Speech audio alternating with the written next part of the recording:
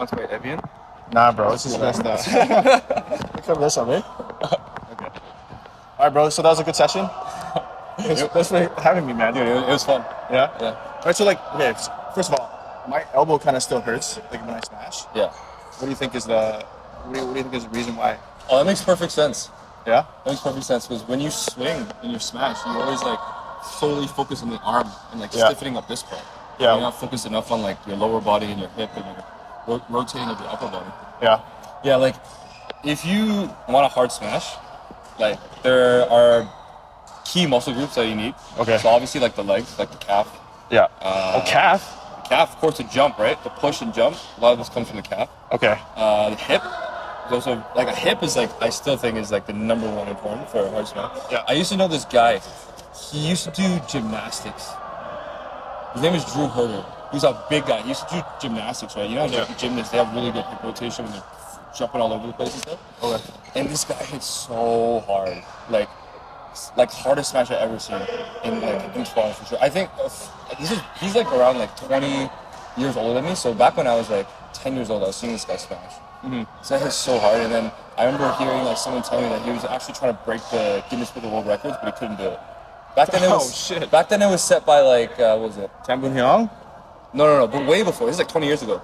Oh, okay. So that was like a Fu Hai Feng smash. Fu Hai Feng, yeah. Like 200 something, right? But back then, like I don't get like the smashes nowadays though. Like okay, so like before back then it was like 260 was like what in God's name, and then now people are hitting like 480, 500. Yeah. So before it was like when it crossed the net, they had the camera. Mm-hmm. Now they measure it like once you hit it. Once you hit up. Yeah. So how hard do you think Fu Hai Feng actually hits then? He has to hit at least 400. He definitely hits 400. Yeah, at least. Okay, but do you think so a lot of people say like I don't have the nice racket, so that I'm not hitting hard. How much do you think like over 20 years, Fu Hai Feng was using like 27 pounds, like a way less advanced racket compared to nowadays? How much do you think that matters? I personally don't think it matters that much. I think it matters to like an extent, but like obviously Fu Hai Feng's not gonna hit the same amount with like a $100 racket. Yeah, right. Yeah. But I think the top tier rackets before, some of them I still like using. Like 10 years ago, the Arc 11 came out. Not even. It's like 14 years ago. The Arc 11 came out. Yeah. And I like still use that racket to this day. I know. I've seen you play like tournaments, like recent back in the day. Yeah. Back in the day, right? Like back when I was still playing, like I was like, dude, just give me the Arc 11. I can't find anything like it, right? Mm-hmm. So obviously, like they still had good rackets back in the day. Yeah. I think nowadays, I don't know if it's like aesthetic or if it's actually better. But I will say that the rackets do feel different, but I'm not sure if it's different in a good way or a bad way. You know How do they feel different?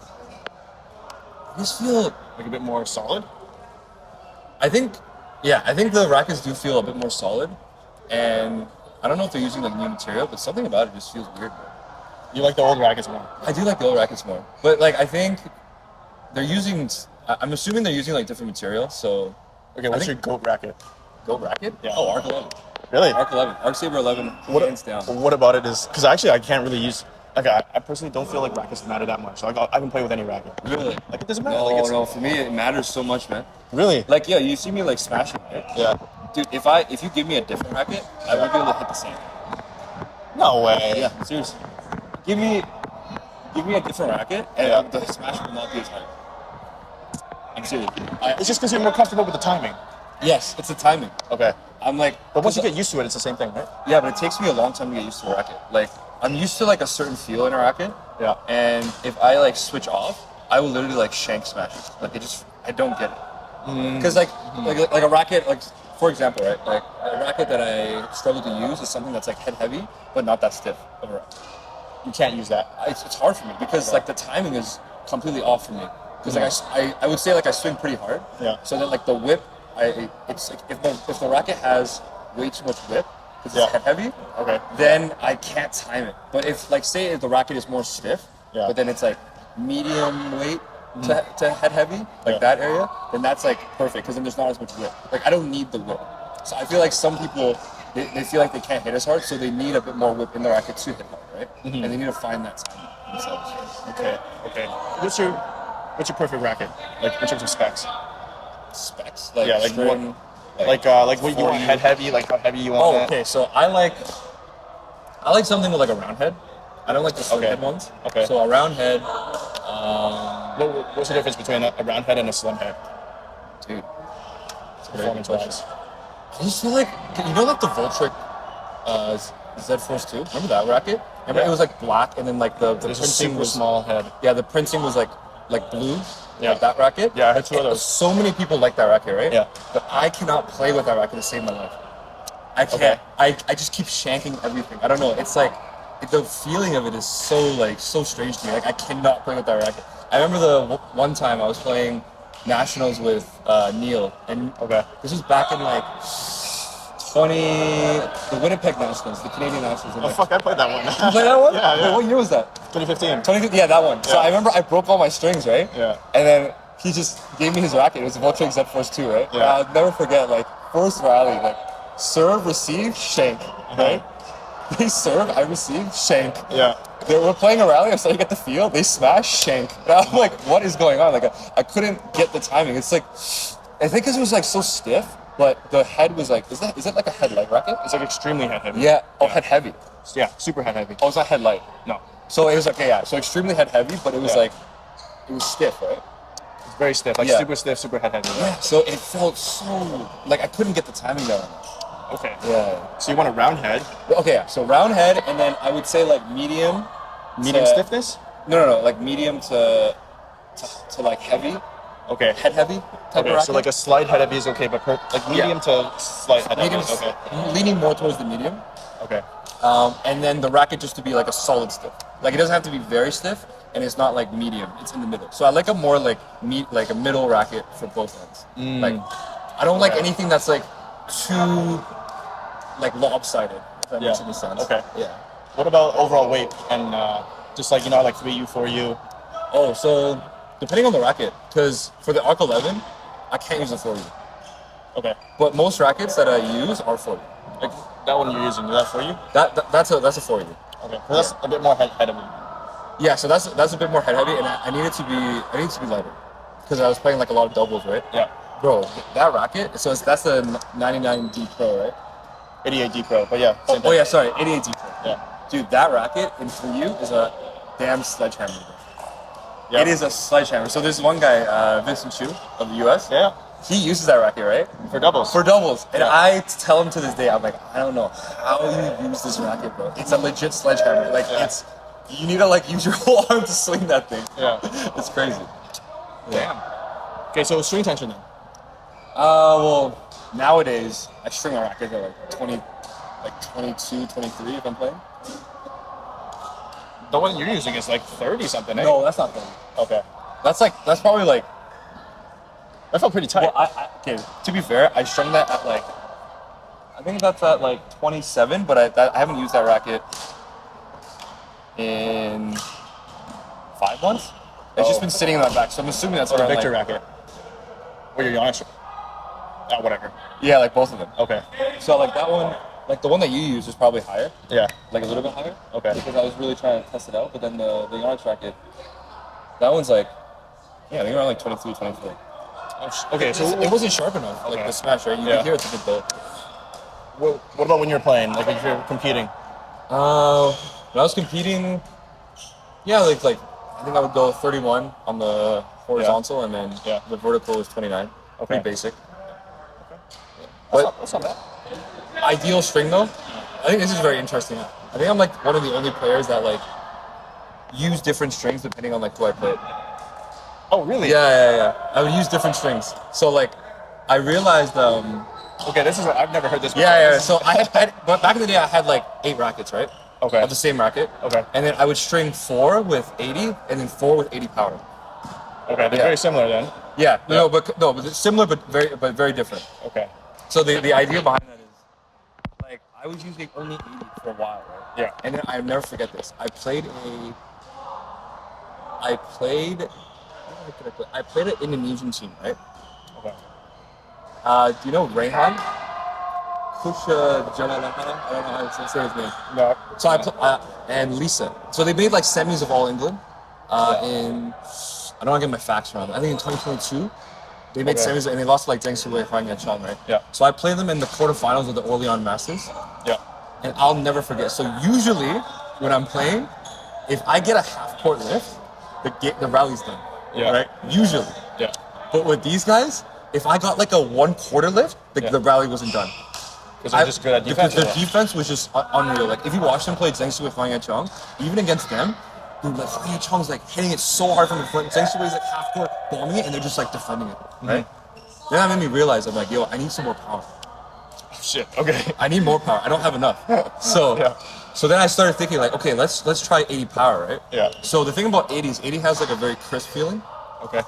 So you know you have really good control. Overall, it's like very good. You have decent power, like pretty good power. Control around the court, like around the touch is like amazing. The drives are good. Everything is good about it. But it doesn't like really excel at something. Yeah. Right. So like I use 80 if I feel like my smash is like hard enough for against this team, then I'll just use 80. Yeah. Right. So if I realize I'm playing a team that has really good defense, I use 80 power.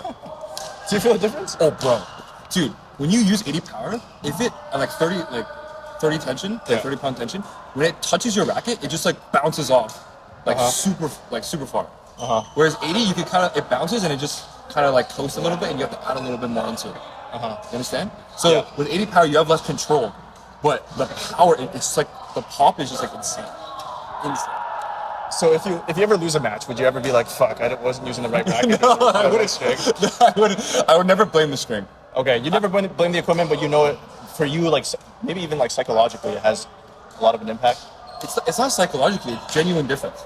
Really? Yeah. I don't think. There's no way. Like, there's no way that you can smash like okay, let me switch to 80 power, and then I'm suddenly smashing like 10 kilometers harder. It is. Yeah. And what's the point of different strings then? Why doesn't everybody just use the same string? I think it's just like, I mean, there might be like a minute difference, but it's like mostly just like. No, there's a big difference, bro.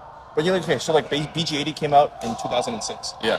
And so there's players nowadays that are better than me that are born after 2006. Right. And so like, there's got to be like, you know, like technological advances in there, and we're still using 80. So that kind of shows you like. Yeah, it's just like the Arc Saber 11. People still love that racket. It's like when you strike gold, bro. It's just gold, bro.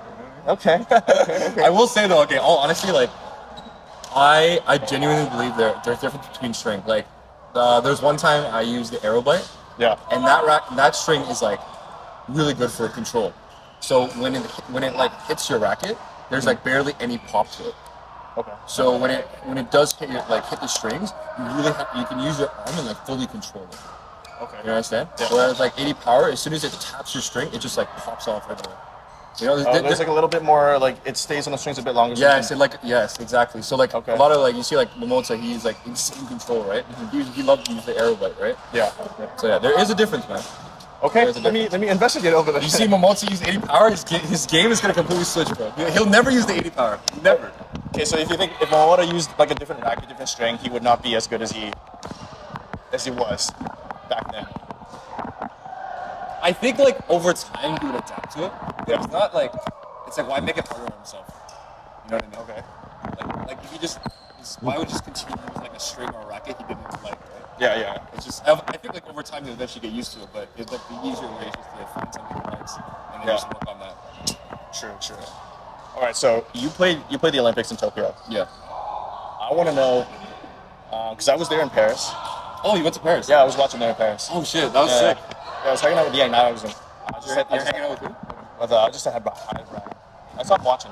Oh, he was like right next to me. Yeah. Yeah. Okay. That's sick. Yeah. And I want to know for like Tokyo. Tokyo's kind of like bubble. You know, like NBA bubble. Oh, NBA bubble. Yeah. I'm saying like some players play well when it's like super loud. Yeah. And then some players maybe play better when it's like very quiet. I think Axelson's like one of those players. Right. What was the experience of playing in Tokyo? And like, first of all, Olympics are already a completely different tournament compared to like a World Championships, right? Yeah. But then now you have like the bubble. So what was it like playing in Tokyo? Well, me personally, I prefer a crowd. Yeah, I know. You're a Showtime. Well, I wouldn't say like I don't really like show off. You like the heat. I like the energy. Yeah. I like the hype. I like people enjoying like. Yeah. You know, I enjoy that. Like, when it's just nobody's around, it just feels. It has a very different feel to it. Like it feels like. I don't know. It just feels weird. It felt so strange. It's like this is supposed to be like the biggest tournament ever, and then there's like nobody around. Yeah. You know what I mean? Uh-huh. So I mean, obviously, like at that point at Olympics, I was like really badly injured already for like I want to say like 6 or 7 months. Like my knee and my hip were like really bad. Okay. So I actually didn't even get to like play my best. But we almost took the England team out. Marcus Ellis and Lauren Smith. Oh. Yeah. Those guys are they got skills. Yeah. Other than that, I couldn't really do much. It was tough like playing. I just kind of felt like I just had to, get over this hump. Yeah. And then just keep rehabbing my knee, which what I was trying to do. Yeah. But it was also like during COVID, right? So I couldn't even get treatment. Oh, so you just had to rest. Yeah, I just had to like sit at home and like Google it. So it was hard. But I think after Olympics, that's when things started to like pick up. Mm-hmm. Or like just before Olympics, things started to pick up. Like people were, I think, when was it? Like around like it was around like May, right? May or June. Olympics? Yeah. August, No. August, Like when did COVID stop? Oh, I don't know. It was around like it was still spring, right? Or like maybe beginning of summer. Okay. So like it was kind of late. Like I injured my knee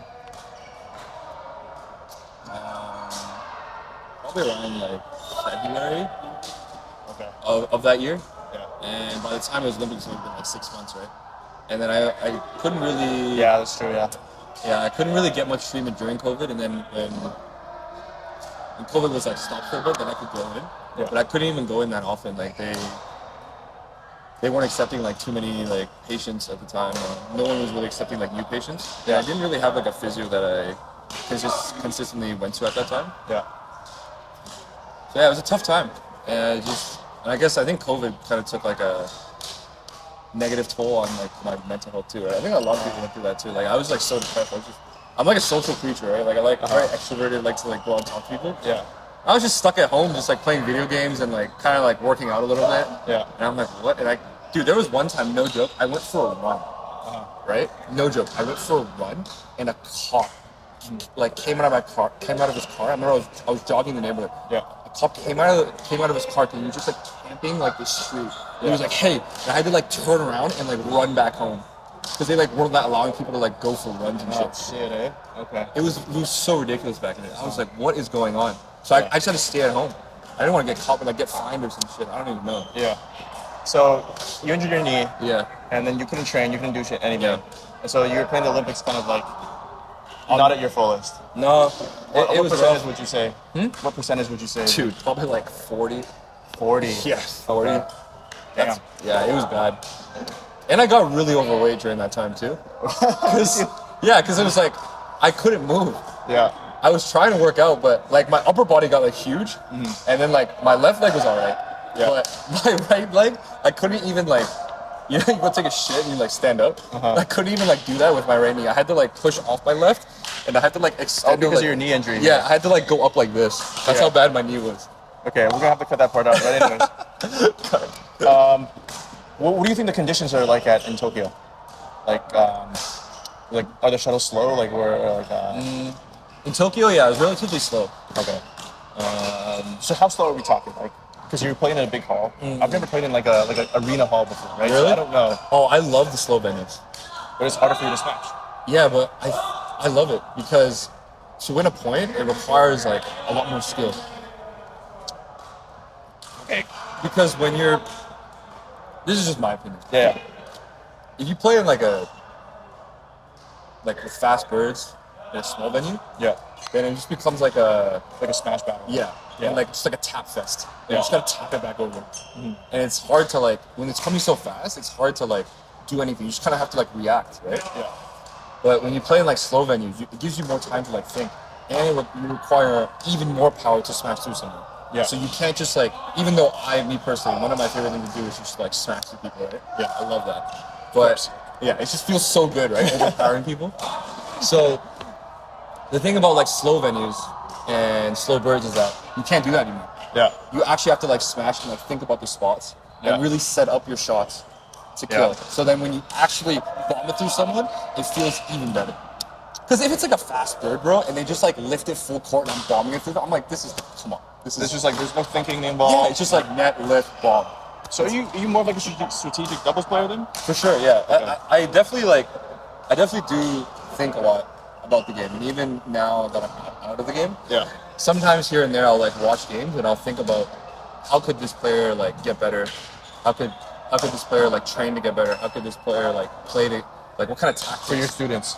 Not even just like top level people. I'll just watch them and think about. Oh, you're just thinking for them. Yeah, I'm thinking for them. Yeah. Oh shit. And I would think like what kind of training they need to do. Like they have to do more of this training, more of that training. Of course, like my own students, I do that too.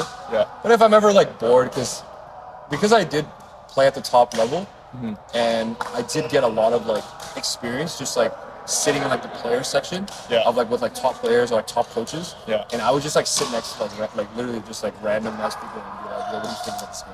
I just be like, social guy, right? Yeah, I just want to hear what other people say because I'm thinking of this game one way, right? Yeah. Now imagine like the China national team guy. Yeah. China national team coach, right? What does he think about that? Yeah. Right? He must be on like another level, right? Yeah, yeah. And I'm just like kind of like just stepping into this world where this guy's just been here for like 20 years already. So he probably has some next level. Like I remember, no joke, this there's like the Hong Kong national team assistant coach back in the day. His name was Chun Tan-Fu. Okay. And he was former world number 1. I think he won like All England. This was like way back in the early 2000s, right? Yeah. And I remember just sitting next to him, right? And no joke, I was watching at the Fuzhou Open 2019. I was watching Seo Sung-jae, Chi Jung versus Ranky Reddy and Ashwini Ponnappa, and they were playing mixed against each other, right? Yeah. No joke. He told me exactly how this rally was gonna, like a certain rally was gonna go, and who's gonna make the mistake and who's gonna generate the mistake, like who's gonna force him into the mistake. Yeah. So I don't know how he did it. Yeah. But he was watching. We were both watching the game, talking about it, right? Yeah. And it was like, I think it was like 14 all or something in the second. And he's like, "Look, this is what's gonna happen.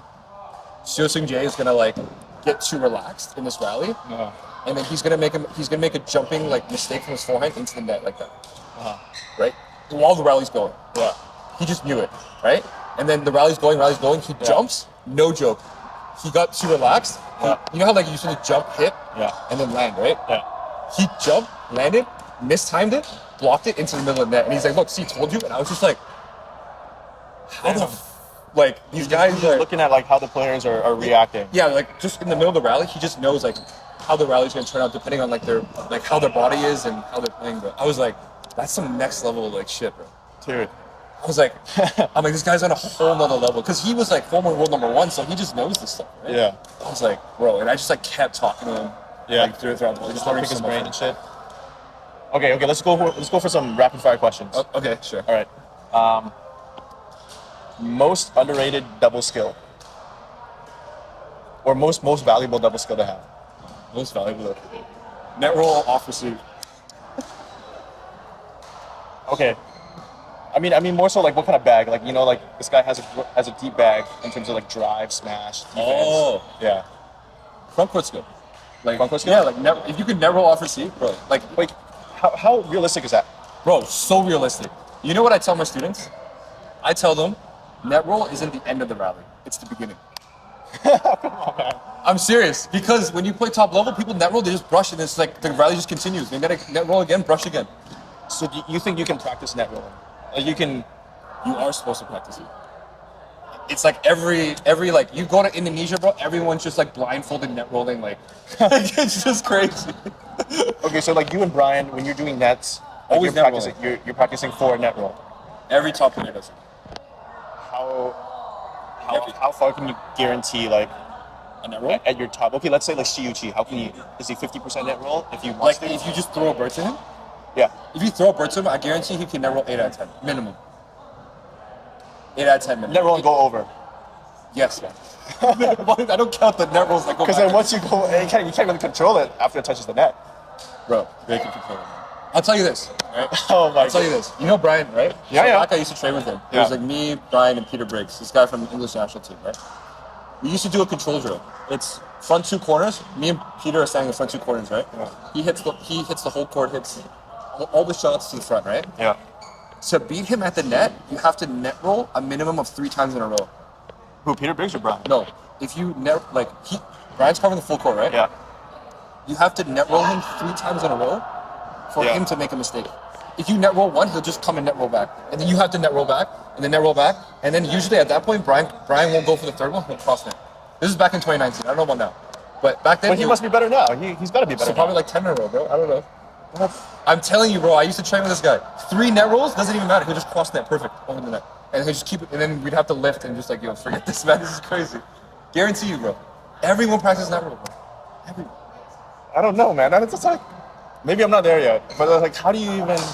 Dude, I can teach you. You could teach me how to net roll. I teach all my students how to net roll. Like literally, I have this doubles pair, right? They're in their like 30s. Yeah. And I played a tournament recently, and I played them like second round, right? And I was teaching them net roll, right? So no joke, I served. This guy net rolled me, and I tried, and I brushed it back over, and I went out, and he looked at me. He's just like that, right? No joke.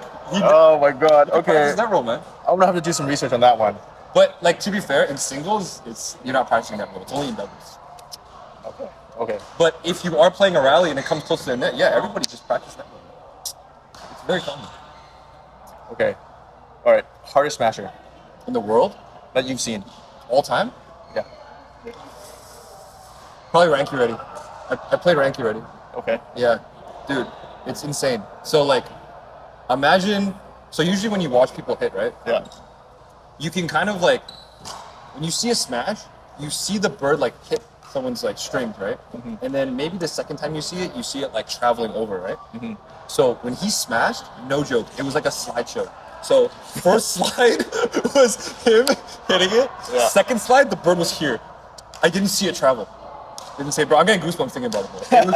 It still blows my mind how someone can hit that hard. Literally a slideshow, like a PowerPoint presentation, bro. First slide, boom. Second slide, boom. And I was just like that. And then literally me and Josephine looked at each other. We're just like, holy shit, that's crazy. What do you think? How do you think he generates power? Same way you do? Dude, his whip and his crunch is so damn hard. You can see like the way he whips his like arm, his wrist. Yeah. It's like the hardest thing you ever see. Like I heard stories about him, right? So back in the day, like, you know, me and Jason, we would like kind of like when we were training together, we would just like lift to each other and just try to bomb it as hard and just try to defend it, right? Yeah. So me and Jason, we could like crush a new bird in maybe like 2-3 smashes. Okay. 2-3 solid smashes, you can crush a bird. Yeah. Right? And okay, let me give you like a little. So we would crush birds like this, right? Well, like completely flatten the bird. No. Like this is not completely flat. This is this is half flat. I'll explain. So this is half flat, right? Okay. Okay? Yeah. So someone like Ranky Ready, they used to tell me, right? Back people used to train with him. He used to tell me, first smash, the bird would go like this. Like completely like this. First smash. Okay, man. I don't know, man, because it's crazy. Is that why like everybody on tour switches birds like every rally? Yeah, man. Because they'll crush it. Dude, if I'm look, I don't hit the hardest in the world. Right? But if I'm crushing new birds after like 2 or 3 smashes, and this guy's hitting 565 kilometers, bro, come on, man. Come on. No, you got a point. It's one smash. Like a crazy guy like him, bro. I mean, you just have to experience it yourself. Like your eyes can't track it, bro. I don't know how to explain it. It's like boom, boom. That's it. Yeah. You don't see it travel. How are your eyes gonna follow 500 kilometers, man? Okay. How far do you think you rank in terms of smashing in the world? Like at my prime? Yeah. That's a very good question.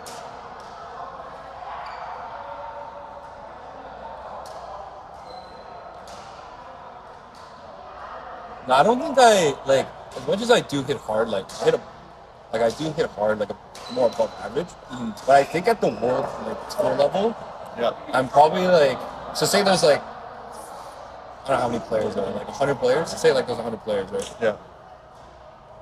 Just say world top 32 is what you're competing with. Yeah. Top 32, I'd probably say amongst all events, right? Not just okay, let's say all events, yeah. All events. So 32, how many people is that? That's 16 guys 32 guys for men's doubles and mixed. Yeah. And then men's singles is 32, right? Yeah, let's just say 48. Sorry, 64. 64? 64. Men's doubles and men's singles. I'd say I probably 40 or 50. Top 40, top 50. Okay. Who do you think is the top men's singles smasher? Oh, Lazy John. No doubt. Yeah? Lazy John, no doubt. Right now. Right now. Lazy John. But he has a different... he's only like this, right? Bro, yeah, that's the thing. So I'm worried about him, bro. You think he's gonna get injured? Yeah, bro. Because I used to smash like that too. Back when I was playing singles, Yeah. like I remember that's what I was taught, right? Yeah. But I was never taught to like follow through, right? And then eventually I like blew out my elbow. The thing is, I've never seen him injured, other than if he gets injured while playing. Don't say I knock on wood, bro. I don't want my boy to get injured, bro. Yeah. Like he's always healthy. He did have like an ankle issue a while ago, right? But that's during a tournament. He twisted his ankle. Like he's never had like recurring problems. Yeah, but like that, like I never had an elbow injury, and I did that for like 2-3 years, and then boom, there it was. So I would just say be careful, brother. Like if he's watching this, like when you smash, don't click this one back, bro. Try to like follow through, bro. God damn, follow through. Let that power go forward, man. You hit too damn hard for that. Oh my goodness. Yeah. Okay. Hardest venue to play in? Yo, hands down, I know people can agree on this. Yeah. Aguascalientes, bro, in Mexico. That venue. You just play Pan Am's there, right? Yeah, that venue. I don't wanna diss it, but it is a sack of shit. Like it is so bad. Like you have white like ceilings. Yeah. And then you have like this random like glass window on the top. So if the sun comes by, and, like if the sun goes by, then it'll like the sun will just like blind a certain area, and you can just see like the sun like coming in, like random parts of the court, and then if like a cloud comes by, like sometimes one time it was like on the court, and then the cloud was there, right? And I remember someone lifted, and then as that was happening, the cloud disappeared, and the sun just went straight in my face. I was like, what is this, bro? Yeah, and that venue, if you like, no joke, if you just go like this with the clear, it'll go like 10 feet out. Oh, so it's like a fast so fast. Okay. Hardest World Tour venue to play in? World Tour venue? Because you played a lot of them. That's a good question. It's the hardest one Well, because of like the venue or because of the people that were there? Because I have a pretty traumatic story. Okay, let's hear it. I think it was like the Hangzhou Open. Wait, do you have your... There's this one of the China Opens, right? Yeah. I'll never forget this. So this was like the first time I played in China. And I was playing against China too, right? I was playing He Ting and Duye, right? Okay. So notoriously, like I do pretty well against China teams. Like I like playing China teams. Oh, okay. Because they play very fast and then like I enjoy that style. Okay. So, bro, this is so traumatic because that was the first time I ever played in China against China, right? Okay. So first rally, right?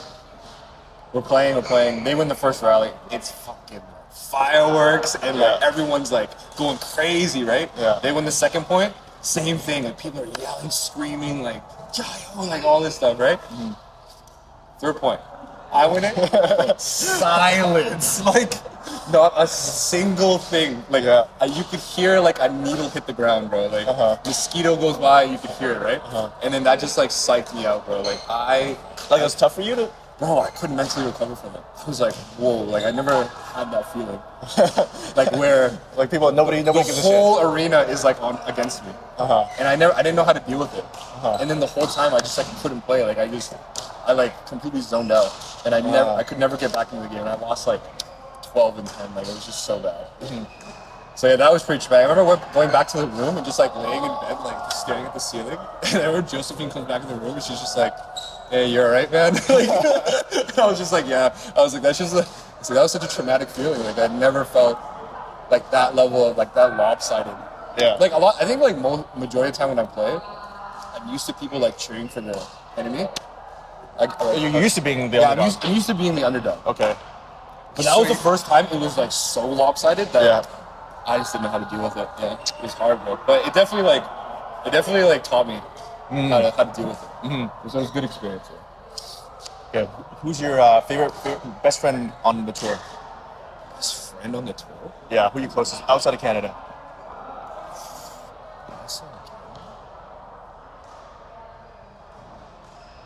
I thought this would be a quick answer from the last time we spoke. So I know you're pretty close with the Malaysian team. Dude, there's a bunch of guys that I talked to, but I haven't talked to them in ages. Yeah? Yeah. That's hard. A couple people are coming to mind, but I'm not sure who to pick. Okay.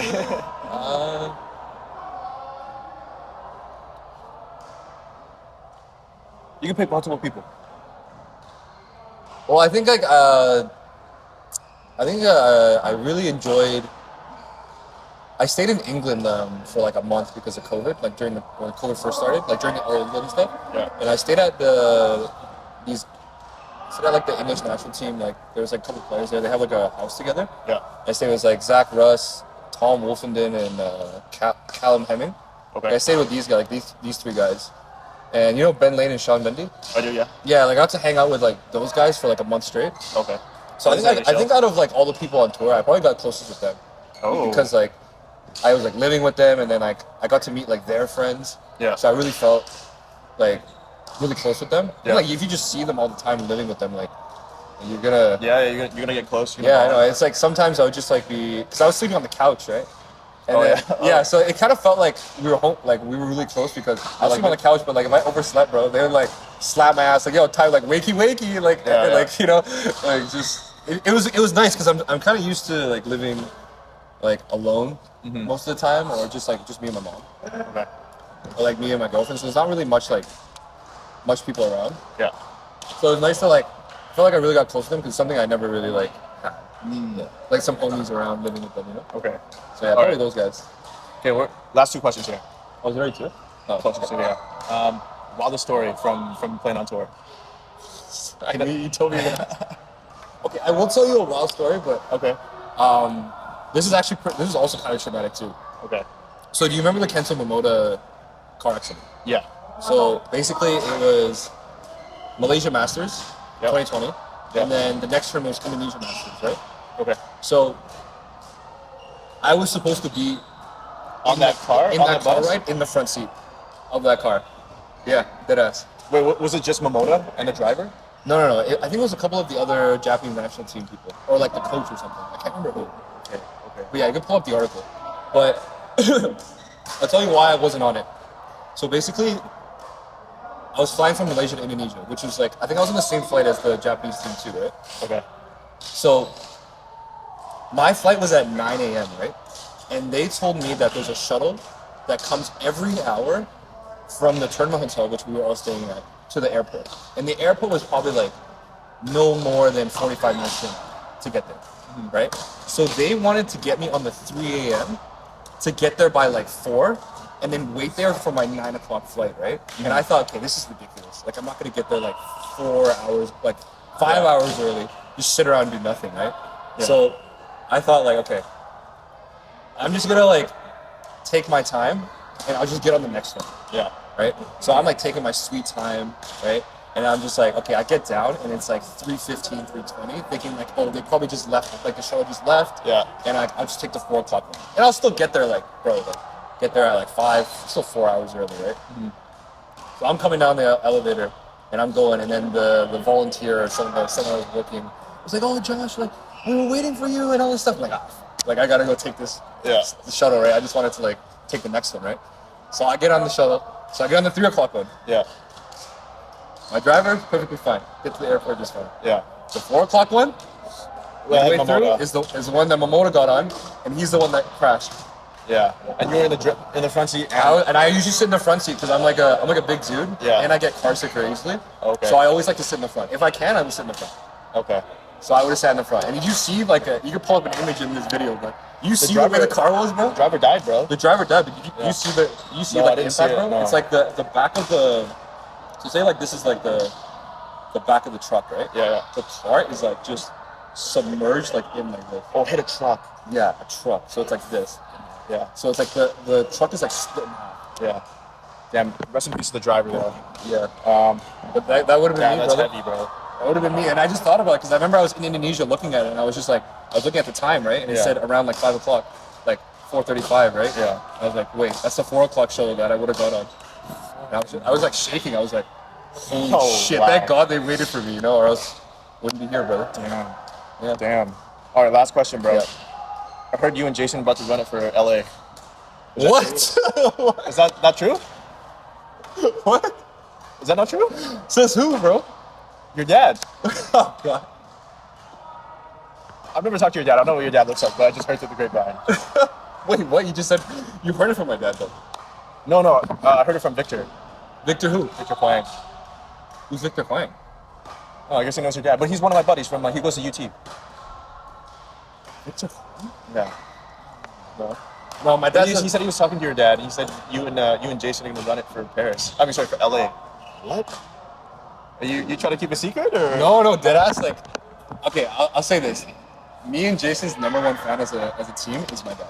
Okay. Like, I do think like a lot of people when we were like getting older, like into our late teens and early 20s, a lot of people wanted us to play together. Okay. And then you guys play well together. You guys have like a lot of heat. Yeah. We do play really well together, but like a lot of people want us to play together. And I used to get like Instagram messages when I was like traveling in like 2019, 2020. Mm-hmm. They was like, why don't you guys play together? Why don't you guys play? Like always like getting messages, right? Yeah. So I think like a lot of people do want us to play together, but I think it's a bit late. You know, like I think like in this stage of our lives, like we're more focused on like things outside of badminton. Like, I did think we had like we did like play together, and we did have a good run. Mm-hmm. But I think we probably gonna stay more like local tournaments. So you're not gonna. I feel like you guys could do it. You guys could definitely do it. You guys got heat. You guys got like energy, and then Jason's a fucking athletic freak. Yeah, he is. And then you got a bomb like at any time. Yeah. So and I do enjoy playing the front court now. And like. Oh, Jason loves hitting from the back. Yeah, exactly. Yeah, I think with like most people I play men's doubles with, I'm always the guy that has to like bomb it, and I hate doing it. But you love to smash through people. I like to smash through people, but like when you play top level, bro, it takes a lot more than just one bomb, bro. Yeah. You need like 5 or 6, right? Just to like bomb it, and it just requires so much energy. Yeah. And I don't want to be that guy. Like playing with Jason was really fun because I could focus more on like the tactical part. Focus more on the front court. Yeah. And then not exert as much force into the back. Like at the back, I would still bomb it if I needed to. You save it for the real bombs. Yeah, but then like Jason could do more of the grunt work, and then I would do more of the thinking. I think I as much as I do hit hard, I think my tactical game is better than my. Yeah, but it's just I never get to really use it. Yeah. Because I'm too focused on like, I have to like exert force. I have to exert as much force and apply as much pressure as I can before I start getting tactical. But by that I get tired, man. So you and Jason LA is not confirmed? As of now, no, bro. I think I gotta silence the rumors for now. Like okay. Well, we will see. Like I have been talking to some people. Okay. About like, is it really possible? And is it really worth my time? Yeah. Because another like at least 3 years, right? Yeah. Like the investment of money, it's like a lot of money to do it now. Plus flights are a lot more expensive, and we don't really get that much like funding, right? Yeah. And to even like access the funding takes a lot of like you have to improve yourself to get the funding. That takes money. Then when you get the funding, it's not like everything's covered for. Maybe like a couple tournaments are covered for, and then the rest you have to like cough up yourself or find your own sponsors, which is really hard for Canadian badminton players, right? Yeah. We'll see. If something magically happens and like we get everything paid for, then I don't see why not. We just gotta see what. Gotta see what happens, Okay. All right, man. Thanks for your time. All right, well, appreciate it, man. It's good talking to you, bro. It was fun. Yeah. Fuck yeah, let's do it, man. Fuck, that was 40.